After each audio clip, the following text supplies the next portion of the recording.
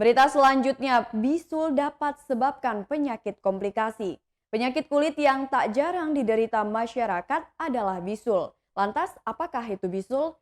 Dilansir dari Mayo Clinic, bisul adalah benjolan berisi nanah yang menyakitkan. Umumnya masalah kulit ini disebabkan karena infeksi bakteri. Dilansir dari Healthy Line, mulanya bisul hanya terlihat sebagai benjolan yang tampak jinak di kulit seperti jerawat. Namun setelah 4 hingga 7 hari, benjolan tersebut akan memutih hasil dari kumpalan nanah yang terbentuk dan terkumpul di bawah kulit. Ukurannya beragam, ada yang kecil dan ada juga yang besar. Bahkan disebutkan Mayo Clinic, pertumbuhan bisul itu bisa mencapai 2 inci atau sekitar 5 cm. Saat kondisinya memburuk, bisul mengeras dan akan menyakitkan. Umumnya, area yang rentan terinfeksi bisul adalah wajah, belakang leher, ketiak, paha, dan juga bokong. Dilansir dari Mayo Clinic, bisul disebabkan karena adanya infeksi dari bakteri Staphylococcus aureus. Bakteri ini banyak ditemukan di kulit dan dalam hidung. Benjolan akan terbentuk saat nanah terkumpul di bawah permukaan kulit. Namun bisul juga dapat berkembang di area kulit yang telah rusak oleh luka kecil atau bekas gigitan serangga yang menyebabkan mudahnya bakteri untuk masuk. Berikut ini adalah faktor yang menyebabkan orang-orang rentan terkena bisul. Yang pertama, kontak dekat dengan orang yang memiliki infeksi bisul. Yang kedua, diabetes. Lalu kondisi kulit lain seperti jerawat dan eksim, lemahnya sistem imunitas tubuh. Penyakit bisul ditandai dengan benjolan keras berwarna merah dan berisikan nanah. Saat dipegang biasanya akan terasa sakit. Beberapa hari berikutnya benjolan akan menjadi lunak, namun tumbuh menjadi lebih besar dan lebih menyakitkan. Kantong nanah juga akan dengan cepat terbentuk di atas bisul.